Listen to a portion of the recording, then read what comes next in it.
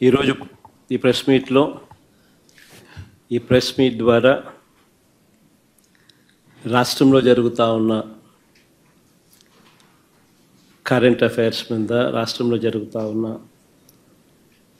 ఇప్పటి పరిస్థితుల మధ్య జరుగుతూ ఉన్న వివిధ అంశాల మీద నాణ్యానికి రెండో వైపున, the other side of the coin, రెండో వైపున చూపించే ప్రయత్నం ఈ ప్రెస్ మీట్ ద్వారా రాష్ట్ర ప్రజలందరి దృష్టికి తీసుకొని పోయే ప్రయత్నం చేస్తూ ఉన్నాం.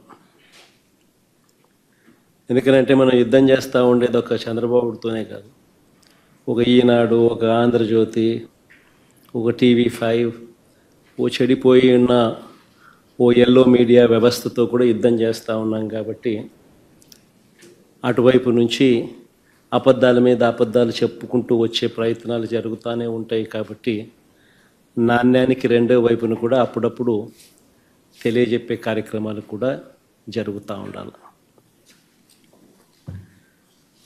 ఎన్నికలకు ముందు చంద్రబాబు గారి డైలాగులు మనం విన్నప్పుడు, చూసినప్పుడు మనందరికీ కూడా అప్పట్లో కనిపించింది, వినిపించింది చంద్రబాబు నాయుడు గారి నోట నా చేతిలో అభివృద్ధి మంత్రం ఉంది,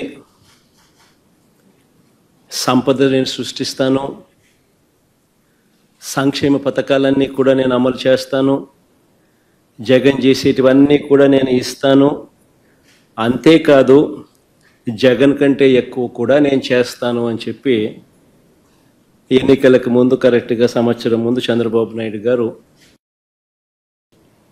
చెప్పిన మాటలన్నీ కూడా మనకు గుర్తుకొస్తాయి. నేనైతే రాష్ట్రాన్ని బాగు చేస్తానని కూడా, జగన్ హయాంలో రాష్ట్రం శ్రీలంక అయిపోయిందని కూడా, ఇటువంటి తప్పుడు మాటలకు కూడా చంద్రబాబు నాయుడు గారు చెప్పుకురావడం కూడా మనం విన్నాం.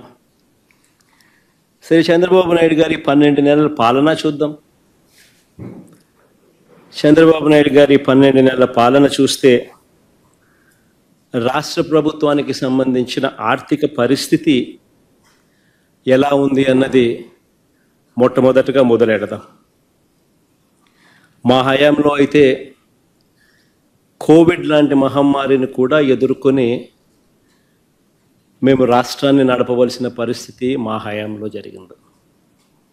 ఇంతకుముందు ఎప్పుడూ చూడాల కోవిడ్ లాంటిది ఒకటి ఉంటుందని, కోవిడ్ లాంటిది ఒకటి రాగలుగుతుందని, దానివల్ల రాష్ట్రం అతలాకుతలం కాగలుగుతుంది అన్న పరిస్థితులు ఎప్పుడూ కూడా ఎవరు కూడా గతంలో చూడాల.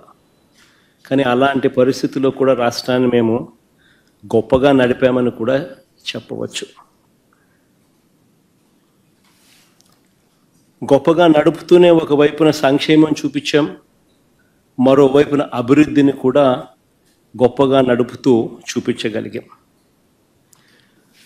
మా ప్రభుత్వంలో దేవుడి దయతో, ప్రజలందరి చల్లని దీవెనలతో మేము చేయగలిగిన మంచి వల్ల ప్రజల కొనుగోలు శక్తి పెరిగింది, పెట్టుబడులు కూడా దానివల్ల పెరిగాయి. ఈ రెండింటినీ ప్రామాణికంగా తీసుకుని ప్రతి అడుగు కూడా మేము అప్పట్లో వేయడం జరిగింది. కానీ చంద్రబాబు గారి పాలన చూస్తే, ఈ సంవత్సర కాలం పాలన, తన పాలన చూస్తే, కాగ్ విడుదల చేసిన నివేదికను గమనించినట్లయితే ఎక్కడా కూడా అభివృద్ధి కనిపించదు, ఎక్కడా కూడా సంక్షేమం ఊసే అంతకన్నా ఎక్కువ కూడా కనిపించదు. బాబు గారి పాలనంతా కూడా ఈ సంవత్సర కాలంలో మోసాలతో నడిపిన, ప్రజలకిచ్చిన హామీలన్నీ కూడా ఎగరకొడుతూ మోసాలతో గడిపిన పాలనే కనిపిస్తుంది. రాష్ట్రానికి సంబంధించిన ఒకసారి స్టేట్స్ ఓన్ రిసోర్సెస్, SOR, ఒకసారి గమనించినట్లయితే టేబుల్ మీ అందరి ముందర కూడా టేబుల్ కూడా చూపిస్తూ ఉన్నాం. ఈ 12 నెలల కాలంలో స్టేట్స్ ఓన్ రెవెన్యూస్ కనుక గమనించినట్టయితే, అంటే tax revenues, non tax revenues, ఈ రెండింటినీ కలిపితే స్టేట్స్ ఓన్ రెవెన్యూస్ అంటారు. ఈ రెండింటినీ కూడా ఈ స్టేట్స్ ఓన్ రెవెన్యూస్ని ఒకసారి గమనించినట్టయితే రాష్ట్ర ప్రభుత్వానికి సంబంధించి పనితీరు ఎలా ఉంది అని అంటే కేవలం 3%, 3.08% మాత్రమే గ్రోత్ రేట్ కనిపిస్తూ ఉంది. ఇది ఎందుకు అంత ఇంపార్టెంట్ ఆస్పెక్ట్ అని అంటే ప్రజల కొనుగోలు శక్తి దీంతో పాటు పెట్టుబడులు తగ్గాయనడానికి ఈ డేటా ఒక ఇంపార్టెంట్ నంబర్ కింద ఈ డేటా కనిపిస్తుంది. అదే ఒకసారి దేశం వైపు ఒకసారి చూస్తే ఇంకా ఆశ్చర్యం కనిపిస్తుంది. దేశం తీసుకుంటే దేశంలో దేశానికి సంబంధించిన gross tax revenues, non tax revenues దేశానికి సంబంధించి చూస్తే లాస్ట్ ఇయర్ కన్నా ఈ సంవత్సరం ఏకంగా 13.76% గ్రోత్ రేట్ కనిపిస్తుంది. అది ఈ పక్కన రైట్ సైడ్ దేశానికి సంబంధించిన డేటా. అందులో 32,50,181 non tax revenues and non tax revenues of central government ఉంటే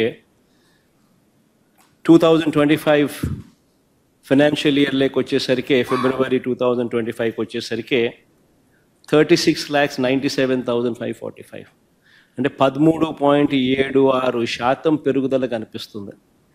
మన రాష్ట్రంలో చూస్తే కేవలం 3.08% మాత్రమే స్టేట్స్ ఓన్ రెవెన్యూస్ పెరుగుదల కనిపిస్తూ ఉంది.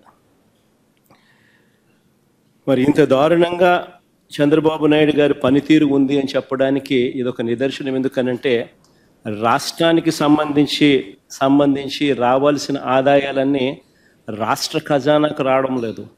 ఇవన్నీ చంద్రబాబు నాయుడు గారు అని గజ దొంగల ముఠ జోబుల్లోకి పోతా ఉందన్న దానికి ఒక ప్రస్ఫుటమైన నిదర్శన ఈ డేటా.